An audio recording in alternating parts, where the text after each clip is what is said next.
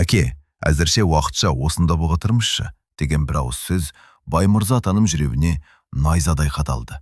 Сол сәтте ол өмір бойы жинаған абыройы мен еңбегі, елдің сый-құрметі бір сәтте көз алдынан сырғып өткендей болды. Кеше ғана ақыл сұрап есігін қаққан жұрттың ортасында жүрген азамат, бүгін қарттар үйінің табалдырығын үнсіз аттаймын деп ешқашан ойламаған еді. Темір қақпа баяу сықырлап ашылды. Баймырза ата табалдырықтан аттай бере айналасына үнсіз көз жүгіртті.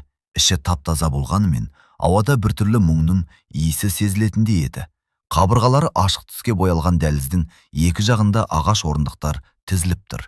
Керезе алдында ақ шашты қариялар үнсіз сыртқа телміріп отырған. Бірі аулаға көз тастайды, бірі әлдекімді күткендей есік жаққа қайта-қайта қарайды.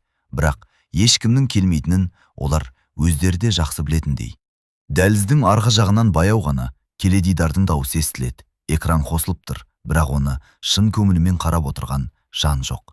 Бір бұрышта қолына ескі суретті қыса ұстаған әже көз жасын білдірмей сүртіп отыр. Екінші жақта таяғына сүйенген қария әр өткен адамның жүзіне үміттен қарайды. Бәлкім бүгін балам келер, бәлкім немерем келер деген үміттің шоғы әлі өшпеген. Баймырза атаның жүрегі шым ете қалды. Ол осы жерде отырған әр адамның кезінде бір әулеттің тірегі, бір шаңырақтың иесі болған сезді. Бірі мұғалім болған шығар, бірі дәрігер, бірі трактор айдап елге еңбек еткен шығар, бірі соғыстың қиын күндерін көрген болар. Бірақ бүгінде олардың бәрінің тағдыры бір ғана мекенде тоғысқан. Қарттар үйінің бөлмелері қарапайым еді. Екі кісілік төсектер, шағын шкаф, терезе алдында гүл өсірілген құмыралар, барлығы жинақы. Бірақ үйдің жылуын ешбір жиһаз алмастыра алмайды екен. Мұнда тазалық бар, тәртіп бар, дәрігер бар, күтім бар. Бірақ баланың «Әке, қалайсыз?» деген бір ауыз сөзі жоқ. Немеренің күлкісі жоқ, ошақтың түтіні мен отбасының мейірімі жоқ. Бақытжан әкесінің чемоданын жерге ақырын қойды. «Әке, әзірше уақытша осында бола тұрмызшы. Жұмыстарыңды реттеп алайын. Кейін міндетті түрде алып кетемін» деді. Ол көзін тайдырып. Баймырза ата үнсіз ғана басын изеді. Ұлының даусынан сенімнен гөрі өзін жұбатуға тырысқан адамның шарасыздығы сезілді. Дәл сол сәтте дәліздің ар жағынан бір қария асыға басып келді. «Балам, сен мені алып кетуге келдің бе?» деді дірілдеген үнмен. Бақытжан сасып қалып, «Жоқ, мен әкемді әкелдім» деді. Қарияның жүзі солып кетті. Ол үнсіз ғана бұрылып, баяу басып өз орнына қайта кетті. Бұл көрініс Баймырза атаның жүрегін тіліп өткендей болды. Демек, мұнда күн сайын біреу осылай күтеді екен ғой, деп ойлады ол. Терезеден сыққа қарағанда, аулада орындықта отырған бірнеше қария көз алмай қақпа жаққа қарап отыр екен. Әр ашылған қақпа олар үшін үміт, әр жабылған қақпа тағы бір үзілген арман. Баймырза ата терең күрсінді. Көз алдына марқұм жары, балаларының кішкентай кезі, шамырақтағы шат күлкі, дастархан басындағы берекелі күндер елестеді. Адам қартайғанда байлықты емес, баласының жанында отырған бір кесе шайын аңсайды екен деп іштей күбірледі. Ал бұл үйде ең ауыр нәрсе жалғыздық емес еді. Ең ауыры күте-күте шаршаған жүректердің әлі де үміт үзбей есік жаққа қарай беруі болатын. Бақытжан әкесінің қолындағы шағын сөмкені үнсіз ғана алып, қарттар үйінің қабылдау бөлімінде отырған қызметкерлерге тапсырды. Құжаттарды тағы бір рет тексеріп шыққан қызметкер: «Барлығы дайын, біз қабылдаймыз» деді жай ғана. Осы сөз Баймырза атаның жүрегіне ауыр тиді. Сол сәтте қызметкерлердің өзара әңгімесінен ол күтпеген бір шындықты естіп қалды. Бұл кісінің құжаттарын ұлы 10 күн бұрын әкеліп түгел реттеп кеткен еді. Бүгін тек орналастыру ғана қалды, деді бірі екіншісіне. Баймырза ата селк ете қалды. 10 күн бұрын? Демек бүгінгі шешім аяқ астынан қабылданбаған екен. Баласы осыдан 10 күн бұрын-ақ бәрін жоспарлап қойған. Қарияның жүрегі шымырлап кетті. Сонда менен құтылуға сонша асыққан екен ғой. Мен болсам соңғы күндері балам жұмыстан шаршап жүр екен деп аяп жүргенім қайда? Ол ұлына қарағысы келді, бірақ дауысы шықпады. Бақытжан құжаттарға қол қойып болды да: «Әке, өзіңізді күтіміз, уақыт тауып келемін» деді. Даусында бұрынғыдай сенімділік жоқ еді. Баймырза ата ұлына ұзақ қарап тұрды. Баласы кішкентай кезінде құлап қалса көтеріп алатын. мектепке алғаш қолынан жетектеп апарғаны, әскерге шығарып салғаны, үйлену тойында ақ батасын бергені, бәрі бір сәтте көз алдынан өтті. Ол балам деп шақырғысы келді. Қалшы, әлі де бірге тұрайық дегісі келді. Бірақ ер азаматтың намысы көмейіне тығылып қалғандай болды. Бақытжан бұрылып есікке қарай жүрді. Есік жабылғанша бір рет болсын артына қарайды деп күтті Баймырзата. Бірақ баласы артына бұрылмады. Есіктің тұтқасын ұстап сыртқа шығып кетті. Сықырлаған есік баяу жабылды. Сол дыбыс Баймырзатаға туған үйінің есігі мәңгіге жабылғанда естілді. Көзінен мөлдір жас сырық кетті. Аллай, перзентіме ауырық болған екенмін ғой деп күбірледі. Осы кезде орта жастағы жылы жүзді әйел жанына келді. Ата, менің атым Айнара, осы бөлімнің қызметшісімін. Жүрміз, бөлмеңізді көрсетейін деді жұмсақ үнмен. Баймырзата үнсіз ғана соңынан ерді. Ұзын дәлізбен баяу жүріп келеді. Қабырғаларда қариялардың салған суреттері, қолдан жасаған бұйымдары ілулі тұр. Кейбір бөлмелерден бәсең әңгіме естіледі. Бір бөлмеде шахмат ойнап отырған екі қария көрінді. Екінші бөлмеде бір әже Құран оқып отыр екен. Айнара дәліздің соңындағы есікті ашты. Міне ата, енді осы бөлме сіздікі. Бөлме таптаза. Керезенің жанында бір кереует, қасында шағын үстел, киім ілетін шкаф. Керезе алдында кішкентай гүл өсіп тұр. Бірақ бөлме тым-тыныш еді. Ешкім жоқ, жалғыз өзі. Айнара төсекті реттеп беріп, бірдеңе керек болса, қоңырауды басасыз. Кешкі ас 7-де беріледі деді де ақырын ғана есікті жапты. Бөлмеде ауыр үнсіздік орнады. Баймырзата чемоданын ашпады. Оны кереуеттің қасына қоя салды. Керезеге жақындап сатқа қарады. Аулада бірнеше қария үнсіз отыр. Кейбірінің қолында телефон, бірақ еш қайсысы қоңырау шалып жатқан жоқ. Тек экранға қайта-қайта қарап қояды. Бәлкім балам хабарласар. Бәлкім бүгін келер. Осындай үмітпен отырғандай. Кеш батты. Күннің соңғы шапағы терезеден түсіп, бөлмені сарғыш түске бояды. Баймырзата кешкі астанда дұрыс дәм татпады. Тамағы жүрмеді. Тым болды. Ол төсегіне жатты, бірақ көзіне ұйқы ілінбеді. Біресе оң жағына, біресе сол жағына аунап жатты. Қабырғадағы сағаттың әр тықылы жүрегіне соққан балғада естіледі. Ойы сансаққа кетті. Мен қай жерден қателестім? Баламды дұрыс тәрбиелей алмадым ба? Әлде тым еркелетіп жібердім бе? Жауап таба алмады. Түн ортасында көрші бөлмеден бір қарияның булыға жылаған дауысы естілді.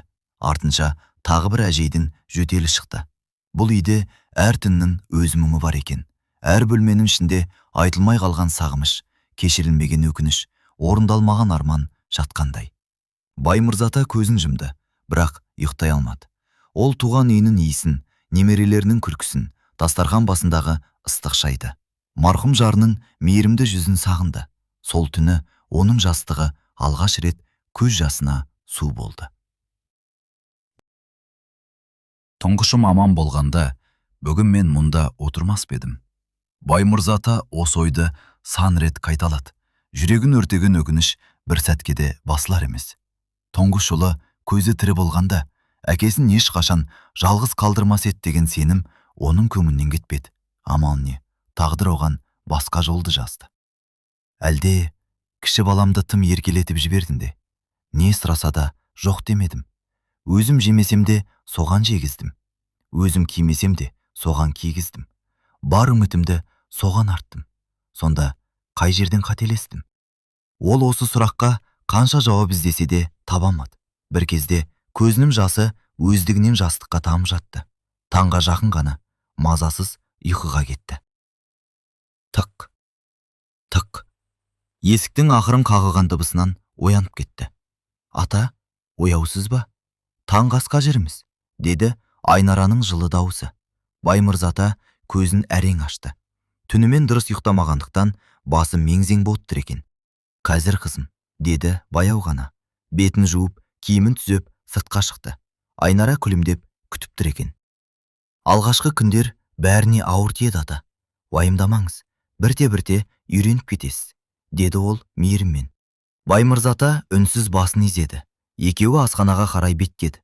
Асхананың есігі ашылған сәтте Баймырзата еріксіз тоқтап қалды. Іші адамға лық толы екен. Жасы 70-тен асқан ақсақалдар, ақ жаулықты әжелер ұзын үстелдердің басында үнсіз таңғы астарын ішіп отыр. Бірі шайын баяу ұрттайды, бірі дәрісін суымен жұтып отыр. Енді бірі ешкіммен сөйлеспей ойға шомып кеткен. Баймырзата мұнша көп қарияны бір жерден көрем деп ойламаған еді. Мыналардың бәрінің баласы бар шығар, немересі де бар шығар. Сонда қалай бәрі осы жерге келген? Оның жүрегі тағы да сыздап қоя берді. Бір үстелде отырған екі қария кешегі ауыл өмірін еске алып әңгімелесіп отыр. Екінші жақта бір әже қолындағы телефонын қайта-қайта қарап қояды. Экраны үнсіз, қоңырау жоқ, хабарлама жоқ. Бірақ ол бәрібір үмітін үзбегендей. Дәл сол кезде 80-дер шамасындағы ақсақал орнынан асықпай тұрып, есік жаққа қарап қалды. «Балам келді ме екен?» деді сыбырлап. Асханадағы қызметкер оның жанына барып, «Жоқ ата, пошташы ғана келді», деді жай ғана. Қария ештеңе деместен қайта орнына отырды. Жүзіндегі әлсіз үміттің сөніп бара жатқанын көрген Баймырзатаның жүрегі езіліп кетті. Айнара оған ыстық шай мен бауырсақ қойып, «Ата, дәмнен ауыз тиіңіз, аш жүрмеңіз», деді. Баймырзата кеседегі шайға ұзақ қарап отырды. Кеше осы уақытта өз үйінде, ал қазір мүлде бөтен жерде отырмын. Адамның тағдыры бір-ақ күнде қалай өзгеріп кетеді екен? Ол ауыр күрсініп, кесені қолына алды. Шайды ерініне апарғанымен тамағынан ештеңе өтпеді. Бұл жердегі қариялардың бәрінің жүзінде бір ғана ортақ мұң бар еді. Ол өз шаңырағын, өз баласын, өз үйінің жылуын сағынған жүректің мұңы болатын. Таңғы астан кейін қариялар біртіндеп асханадан тарай бастады. Бірі аудаға серуендеуге шықты, енді бірі бөлмесіне беттеді. Баймырзата қайда барарын білмей, ұзын дәлізде үнсіз келе жатты. Дәліздің соңындағы терезе жанында отырған ақ сақалды қария оның көзіне жылы көрінді. Қолында тозығы жеткен таспиық, жүзі сабырлы болғанмен, жанарында терең мұң бар еді. «Ассалаумағалейкум», деді Баймырза. «Уағалейкум ассалам, кел отыр», деді қария орындықты нұсқап. Баймырза қасына жайғасты. Біраз уақыт екеуі үнсіз отырды. Терезе сыртында құстар сайрап, ағаш жапырақтары самалмен баяу тербеліп тұр. Ал іште екеуінің де жүрегінде айтылмай қалған талай сыр бар еді. «Менің атым Баймырза», деді ол ақырын ғана. «Мақсұтпын», деді қария қысқа қайырып. Екеуі қол алысты. «Жаңа келдіңіз бе?» деп сұрады Мақсұт ата. «Иә, кеше әкелді. Алла сабыр берсін». Тағы да үнсіздік орнады. Көп ұзамай Мақсұт ата ауыр күрсінді. «Кешірерсіз, бір сұрақ қойсам бола ма? Неге келдім осы жерге?» Баймырза сәл тосылып қалды. Жауап беру оңай емес еді. «Айту қиын», деді ол төмен қарап. Мақсұт ата басын изеді. «Түсінемін. Маған да алғаш келгенде дәл осыны сұраған. Мен де жауап бере алмағанмын». Ол таспиғын баяу айналдырып отырып, сөзін жалғады. «Менің жалғыз қызым бар. Әйелі екеуміз оны алақанымызда өсірдік. Жұбайым өмір бойы жүрек ауруымен күресті. Бір күні сырқаты күшейіп, о дүниелік болды. Дауысы дірілдеп кетті. Содан кейін үйдің берекесі кетті. Қызым жаман емес, күйеуі де жақсы адам, бірақ олардың өз тіршілігі бар. Мен болсам ауыра бастадым. Бірде қысымым көтеріледі, бірде аяғым жүрмей қалады. Қызым жұмыстан сұранып келеді, немерелер сабақтан қалады. Сонда өзімді кінәлі сезінемін». Ол көзін білдірмей сүртіп алды. «Бір күні қызымды отырғызып қойып, мені қарттар үйіне апар, сендерге салмақ болғым келмейді», дедім. Қызым жылап қарсы болды, бірақ мен райымнан қайтпадым. Сөйтіп өз еркіммен келдім». Баймырза үнсіз тыңдап отырды. «Қызым апта сайын келеді, немерелерін ертіп келеді, бірақ бәрібір үйдің орны бөлек қой». Екеуі тағы үнсіз қалды. Біраздан кейін Мақсұт ата: «Ал сен?» деді жай ғана. Баймырза терең дем алды. «Менің екі ұлым болды». Дауысы қарлығып шықты. «Аралары 15 жас. Үлкені сабырлы, жауап деді. Кішкентайынан ақ: «Әке, сіз дем алыңыз, мен істеймін» деп жүретін. Үйдің бар тірлігіне араласатын. Ол бір сәт алысқа қарап үнсіз қалды. Бірақ тағдыр оны бізге ұзақ қимады. Көзінен жас ыршып кетті. Сол ұлынан айырылғанда өзінің бір бөлшегім кеткендей болды. Аздан кейін сөзін жалғады. «Кенжем болса, үйдің еркесі болды. Анасы екеуміз не сұраса да алып бердік. Кішкентай ғой деп көп еркелеттік. Мүмкін қателігіміз сол шығар». Дауысы мұңға толы еді. «Бүгін ойласам, үлкенім тірі болса, мен мұнда келмес пе едім. Бірақ тағдырға қарсы тұра алмайсың». Мақсұт ата оның өғына жай ғана қолын қойды. Өзімді жазғырма балам. Ата-ана баласын жаман болсын деп өсірмейді. Бәрі де бақытты болсын дейді. Бірақ кейде ниет басқа, сынақ басқа болады. Баймырза үнсіз басын изеді. Сол сәтте екеуі бір-біріне бөтен емес, бір мұңды бөліскен тағдырлас жандардай сезілді. Қарттар үйінде кейде ең үлкен жұбаныш үнсіз отырып, бір-бірінің жан жарасын түсіну еді. Баймырзата біраз уақыт үнсіз отырды. Қолындағы таспиықты ақырын айналдырып, терезеден алысты көзбен шолды. Көз алдында өткен өмірінің әр сәті кино лентасындай тізіліп өтіп жатты. Мақсұт ата оның жүзіне үнсіз қарап отырды. Сырттай сабырлы көрінгенімен, Баймырзаның жан дүниесінде үлкен дауыл тұрғанын сезіп отыр еді. Айта бер бауырым, ішіңде сақтап жүрген мұңды сыртқа шығармасан, жүрекке ауыр болады, деді жай ғана. Баймырза ауыр күрсінді. Менің үлкен ұлымның аты Нұрдәулет еді. Осы есімді айтқандақ даусы дірілдеп кетті. Ақылды, сабырлы бала болып өсті. Ешқашан қабақшытық көрген емес. Мектепті үздік бітіріп, қалаға бухгалтер мамандығына оқуға түсті. Әке, мен сіздердің еңбектеріңізді ақтаймын деп қуанып кеткені әлі күнге көз алдымда. Ол көзінің жасын жеңімен сүртті. Кейін білдік. Сабақтан бос уақытында бізге айтпай жұмыс істеп жүрген екен. Қандай жұмыс? Деп жайлап сұрады Мақсұт ата. Бір кафеде әкімші болыпты. Әке шешеме салмақ салмайын, өз ақшама киімімді ағайын деп ойлаған екен. Бізге тіс жармапты. Біз болсақ, баламыз оқып жүр деп алаңсыз отырғанбыз. Баймырза үнсіз қалды. Даусы көмейіне тығылып қалғандай болды. Бір күні кешке бейтаныс нөмірден телефон соқты. Сіз Нұрдәулеттің әкесісіз бе деді. Иә дедім. Кез арада қаладағы ауруханаға келіңіздер деді де тұтқаны қоя салды. Сол сәттен жүрегім бір жамандықты сезді. Мақсұт ата демін ішіне тартып тыңдап отыр. Әйелім екеуміз түн ішінде қалаға жеттік. Аурухананың алдында полиция көлігі тұр екен. Дәрігер бізді қарсы алды. Балаңыз төбелесті, ажыратам деп ауыр жарақат алды деді. Сөйтсек, кафеге келген екі топ жігіт төбелесіп кетіпті. Үлкен ұлым ешкімге зиян келмесін деп араларына түскен екен. Өзі ешкімге қол көтермеген, тек тоқтатпақ болған. Бірақ біреу қолындағы темір затпен басынан ұрып жіберіпті. Баймырзатаның ерні қалтырап кетті. Біз жеткенше, үлкен ұлым жан тапсырған екен. Осы сөзді айтқанда көзінен жас парлап кетті. Мақсұт ата үнсіз ғана оның иығына қолын қойды. Баламның маңдайынан соңғы рет іскегенім әлі есімде. Бетінде ешқандай өкініш жоқ еді. Ұйықтап жатқандай ғана. Даусы мүлде бәсеңдеп кетті. Ауылға алып келіп жерледік. Елдің бәрі жылады. Неткен тәрбиелі, неткен жақсы жігіт еді деп айтып жатты. Бірақ сол сөздердің ешқайсысы біздің қайғымызды жеңілдете алмады. Ол терең күрсінді. Әйелім сол күннен кейін мүлде өзгеріп кетті. Бұрын күліп жүретін жан еді, үнсіз қалатын болды. Күнде ұлының суретін құшағына қысып отыратын. Есіктен кіріп келетіндей көрінеді деп жылайтын. Памағына ас батпайтын. Түнде ұйықтамайтын. Мен қанша жұбатсам да, ана жүрегінің жарасын ешкім емдей алмады. Арада бір жылға жетпей, жүрегі сыр берді. Дәрігерлер барын салды. Бірақ балама барам деген соңғы сөзін айтып, мәңгірікке көз жұмды. Баймырзата екі қолмен жүзін басып булыға жылады. Мақсұт ата да көз жасын жасыра алмады.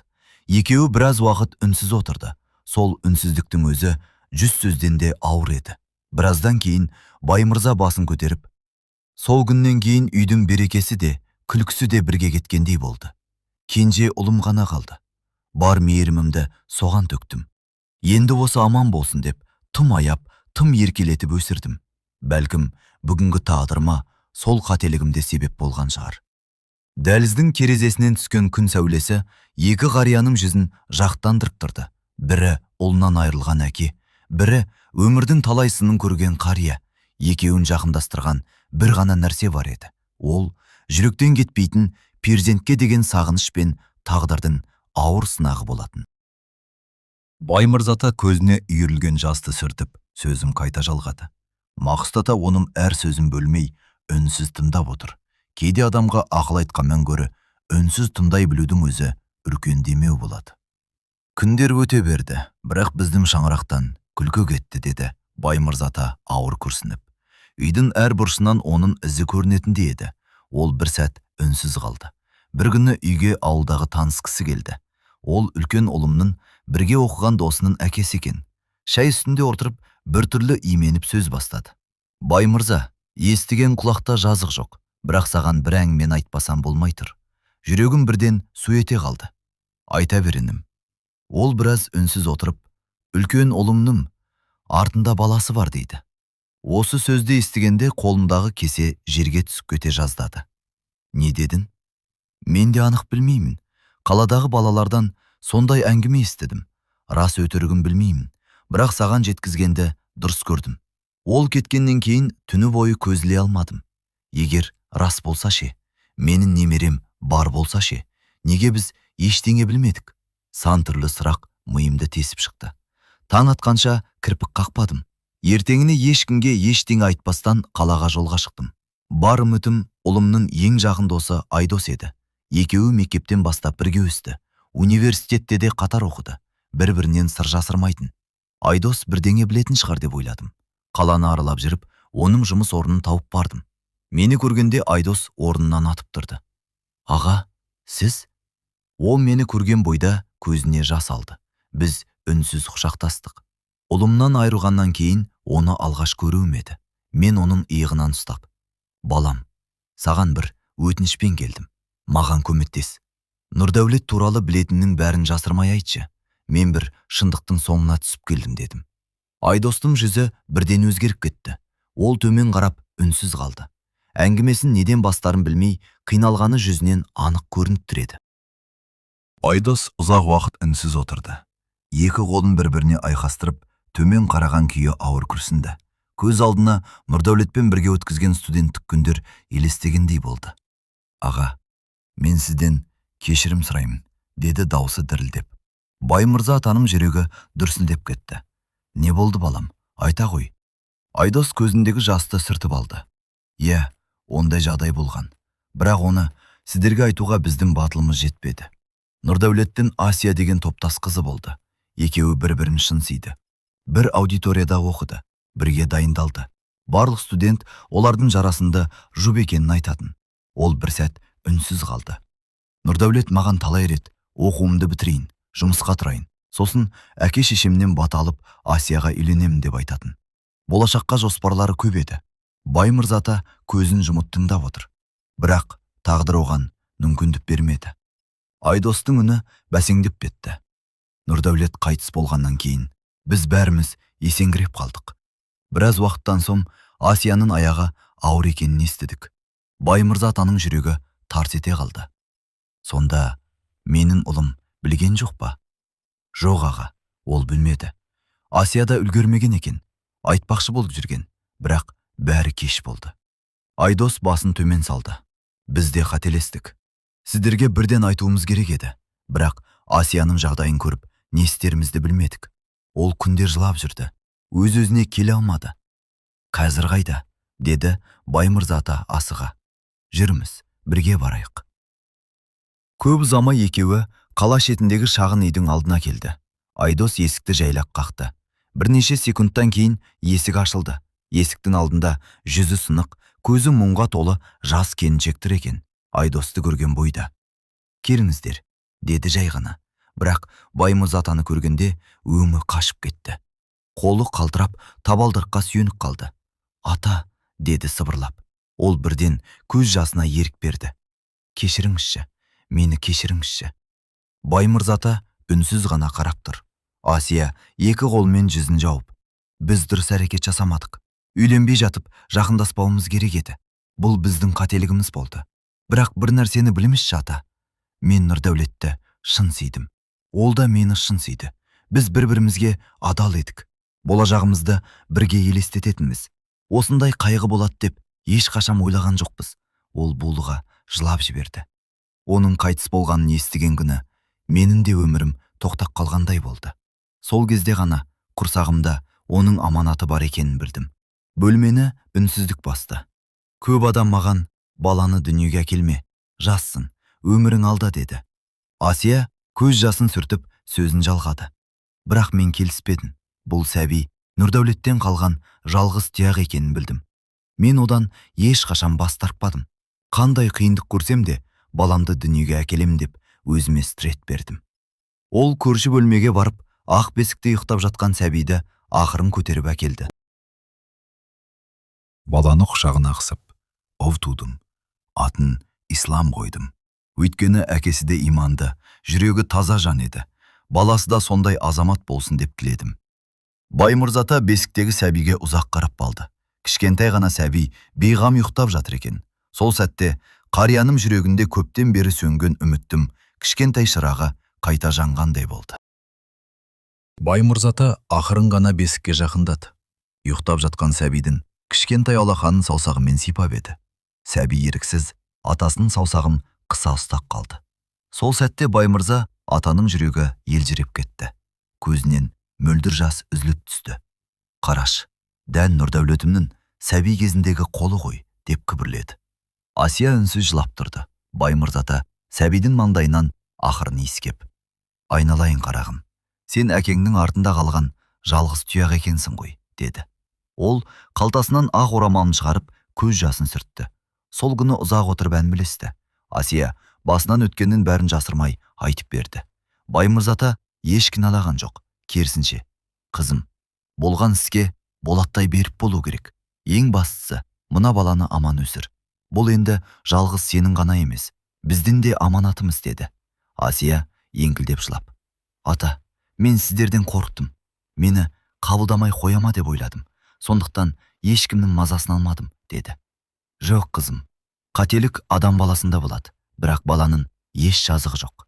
Ислам біздің әулеттің ұрпағы. Мен оны ешқашан жатсынбаймын». Осы сөзден кейін Асияның көңілі орнына түскендей болды. Содан бастап Баймырзата немересімен байланысын бір күнде үзген жоқ. Ай сайын қалаға арнайы келіп, Исламды көріп тұратын. Кейде өз қолымен ойыншық әкеледі, кейде қазақ ертегілерін айтып береді, кейде саябаққа ертіп шығып, кішкентай қолынан ұстап ұзақ серуендейтін. Ислам ес білгеннен ақ «Ата келді» деп алдынан жүгіріп шығатын. Бұл сөз Баймырзата үшін дүниедегі ең қымбат сөзге айналды. Немересінің күлкісін көрген сайын Нұрдәулеттің жүзі көз алдына келетін. Исламның жүрісі де, жымиғаны да, кейде қабағын түйетіні де әкесінен алмай қалған сабағын сұрайтын. Домбыра ұстатып, қазақтың салт дәстүрін үйрететін. «Балам, әкең өте жақсы адам еді. Ешкімге жамандық ойламаған. Сен де әкеңдей адал азамат болып өс», деп жиі айтатын.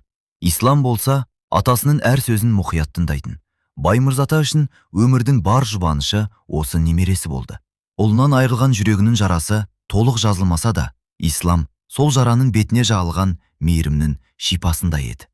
Өкінішке қарай, уақыт өте келе өмір тағы бір ауыр сынақ дайындап тұрғанын ол кезде Баймырзата әлі білмеген еді.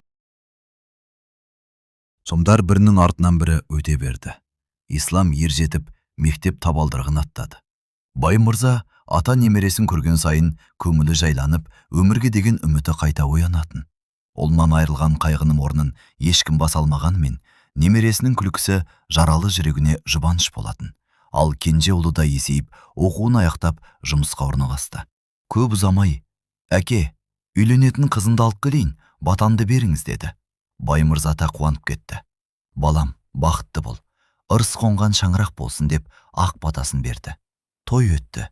Үйге жас келін түсті. Алғашқы күндері бәрі жақсы сияқты көрінді.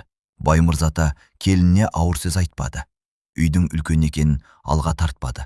Қолынан келгенше жастардың тірлігіне араласпауға тырысты. Таңертең ерте тұрып аула сыпыратын, қолынан келсе отын жарып, үйдің ұсақ-түйек шаруасын өзі істейтін. Жастарға салмақ болмайын деп барынша үнсіз жүрді. Келіннің жұмысына да, ас әзірлеуіне де араласпады. Тіпті шайын да өзі құйып ішетін. Бірақ қанша тырысқанмен келіннің қабағы оған жылымай қойды. Баймырзата мұны алғашқы күннен ақ сезді. Келіні амандасқанымен жүзінен суықтық байқалатын. Бір дастархан басында да көп отырмайтын. Кейде үйге кірсе, келіні үндемей өз бөлмесіне кіріп кететін. Баймырзата бәрін көріп жүрді, бірақ ештеңе демеді. Жас қой, уақыт өте келе бәрі түзелер, деп өзін жұбататын. Алайда күн өткен сайын үйдің ішіндегі тыныштық бұзыла бастады. Кеш бата бере жастардың бөлмесінен бәсен дауыстар шығатын. Бір күні, екі күні, күнде солай. Алғашында Баймырза ата құлақ аспауға тырысты, бірақ қабырға жыға еді. Естімейін десе де, сөздері анық жететін. Бір кеште келіннің ашылу даусы анық естілді. Біз осылай мәңгі бірге тұрамыз ба? Әкеңді қарттар үйіне апарып орналастырайық. Бармай тастап кет демеймін ғой, барып тұрамыз. Баймырза атаның жүрегі зу ете қалды. Ол отырған орнында қимылсыз қатып қалды. Артынша ұлының даусы шықты. Ондай сөз айтпа, ол менің әкем. Келіні райынан қайтпады. Онда өзің таңда, не мені таңда, не әкеңді таңда. Мен бұлай өмір сүре алмаймын. Үйдің іші қайтадан үнсіз қалды. Ал Баймырза ата көзін жұмып отырды. Көзінен ақырын ғана жас сырғып түсті. Міне, осы күннің келетінін жүрегім баяғыдан сезген еді. Ол ешкімді кінәлаған жоқ, тек ішінен ғана. Жас отбасының берекесін мен бұзбайын. Балам екі оттың ортасында қалмасын деп ойлады. Сол түні ол төсегіне жатса да көзіле алмады. Ұлының шарасыз күйі, келіннің ауыр сөздері құлағынан кетпеді. Таната бере ғана орнынан тұрып аулаға шықты. Аспанға ұзақ қараттырды. Я Алла, перзентіме таңдау жасататын күнді көрсетпей-ақ қойсаңшы деп тілеп едім. Бірақ маңдайыма жазғаны осы екен. Енді олардың бақытына бөгет болмайын. Осы сөздерді айтып ауыр күрсінді. Сол сәтте ол жүрегінде ең ауыр шешіннің пісіп келе жатқанын анық сезді. Міне бауырым, осындай жағдайлардан кейін осы қарттар үйіне келіп қалдым, деді Баймырза ата сөзін аяқтап. Мақсұт ата оның жүзіне үнсіз қарап отырды. Екеуінің де көз жанарында мұң бар еді. Сен ешкімге өкпе артпаған екенсің, Баймырза. Нағыз әкенің жүрегі осындай болады. Әке баласына қанша ауырлық көрсе де, қарғыс емес, бата тілейді, деді Мақсұт ата. Баймырза ата үнсіз басын изеді. Кек сақтасам, жүрегім қарайып бітер еді. Баланның да өз өмірі бар. Ол да екі оттың ортасында қалды. Мен оған ренжіген жоқпын. Уақыт тоқтамайды екен. Күндер сырғып өтіп жатты. Апталар айға айналды. Айлар жылдар қалдасты. Алғашында жат көрінген қарттар үйі Баймырза атаға бірте-бірте үйреншікті мекенге айналды. Таңертең ауылдадағы орындыққа отырып күнге қыздырынатын, түсте Мақсұт атамен ұзақ әңгімелесетін, кешке басқа қариялармен бірге шай ішетін, жаңа келген қарияларға жұбату сөзін айтып демеу болатын. Қарттар үйінің қызметкерлері де оны ерекше сыйлайтын. Айнара, ата, сіз болмасаңыз, мына жердің берекесі кеміп қалатындай деп әзілдейтін. Баймырза ата жымиып қана. Адам жүрген жеріне жылуын қалдыру керек қызын дейтін. Кенже ұлы да әкесін ұмытқан жоқ. Ай сайын келіп тұрды. Қолына жеміс жидек, жылы киім әкелетін. Бірақ әкесінің көзіне тіке қарай алмайтын.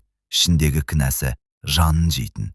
Бір күні әкесінің алдында тізерлей отырып, әке, мені кешірмішші. Мен сізді қорғай алмадым деп еңіреп жылады. Баймырза ата ұлын орнынан тұрғызып, құшағына қысты. Балам, жылама. Мен саған баяғыдағы риза болғанын. Әке баласына кек сақтамайды. Алла сенің де отбасына амандық берсін. Ұлы үнсіз басын изеді. Әкесінің кең жүрегі алдында тағы да өзін кішкентай баладай сезінді. Тағы бірнеше жыл өтті. Баймырза атаның шашы аппақ болып кетті. Қадамы баяуласа да, жүрегіндегі мейірім сол қалпы қалған еді. Бір күні түс ауа бөлмесінде кітап оқып отырған. Сол кезде есік жайлап қағылды. Айнара ішке күлімдеп кірді. Ата, сізге бір жігіт келіп тұр. Маған ба? Кім екен? Өзіміз шықсаңыз қуанып қаласыз. Баймырза ата асықпай дәлізге шықты. Қонақтарды қабылдайтын бөлменің есігін ашқан сәтте жүрегі дүрсілдеп қоя берді. Есік алдында бойы өсіп, оғына жарасқан костюм киген жас жігіт тұр екен. Ол Баймырза атаны көрген бойда. Ата деп айқайлап жіберді. Бұл ислам еді.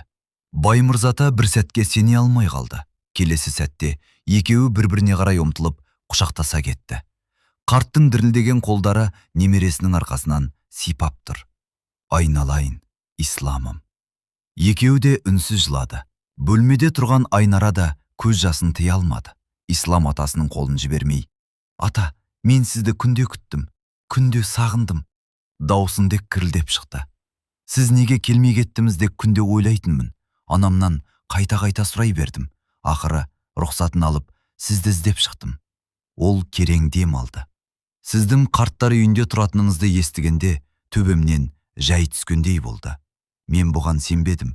Өз атам осындай жерде тұрат дегенге жүрегім көнбеді. Баймырзата үнсіз тыңдап тұр. Ислам екі қолмен атасының қолын қысып ұстап: «Ата, мен әкемді көрмедім. Оның құшағын сезбедім. Әкелік мейірімді білмедім. Бірақ сол жылулықты сізден көрдім. Сіз мені жетімтіреткен жоқсыз». Көзінен жас парлап ақты. «Енді сізден де айырғым келмейді». Ол нық дауыспен: «Бүгіннен бастап сіз бұл жерде қалмайсыз». Баймырзата тамырқап қарады. «Балам». «Иә ата, мен бәрін шешіп келдім. Анам да батасын берді. Үйіміз дайын. Сіз менімен бірге жүресіз. Осы уақытқа дейін сіз мені іздеп келдіңіз. Енді қалған ғұмырымызда мен сіздің жаныңызда болам». Қарттың ерні дірілдеп кетті. «Шынымен алып кетесің бе қарағым?» «Әрине ата, сіз әкеңнің аманатсыз. Аманатқа қиянат жасауға болмайды». Айнара құжаттарды алып келді. Қоштасатын сәт жетті. Мақсұт ата келіп Баймырзаны құшақтады. «Бар бауырым, Алла саған осындай күнді де көрсетті. Немереңнің қызығын көр». Баймырзатаның көзіне тағы жас келді. «Сен де аман бол Мақсұт. Алла саған да осындай қуанышты күн нәсіп етсін». Қарттар үйінің қызметкерлері түгел жиналып Баймырзатаны шығарып салды. Айнара көз жасын сүртіп: «Ата, сізді сағынамыз. Мен де сендерді ұмытпаймын қызым. Сендердің мейірімдеріңді өмір бойы есте сақтаймын». Ислам атасының қолынан сүйеп сыртқа алып шықты. Темір қақпа баяу ашылды. Бірнеше жыл бұрын дәл осы қақпадан мұңайып кірген Баймырзата бүгін сол қақпадан маңдайы жарқырап, жанында өз қаннан тараған немересінің қолынан ұстап шап бара жатты. Өмір кейде адамның бақытын өз баласынан емес, баласынан қалған аманат арқылы қайтарады екен. Құрметті тыңдарман, бұл әңгіме сізге қандай ой салды? Баймырзатаның тағдыры жүрегіңізге әсер етті ме? Немересі Исламның іс-әрекеті дұрыс па? Үлкенді құрметтеумен ата-әжеге қамқор болу әрбір ұрпақтың қасиетті борышы. Өйткені ата-ананың ақ батасы өмірдің ең үлкен байлығы. Бүгінгі кейіпкердің өмірі бізге мейірім мен кешірімнің ешқашан кеш болмайтынын көрсетті. Сіз бұл оқиғадан қандай сабақ алдыңыз? Қай өңірден, қай қаладан тыңдап отырсыз? Және дәл қазір сағат нешеде көріп отырсыз? Пікіріңізді міндетті түрде пікір бөліміне жазып қалдырыңыз. Егер әңгіме көңіліңізден шықса, арнаға тіркеліп, қоңырау белгісін басып, лайк басуды ұмытпаңыз. Баршаңызға шаңырақтарыңыздан береке кетпесін, ата-анаңыз аман, ұрпағыңыз өнегелі болсын деген ақ тілегімізді білдіреміз.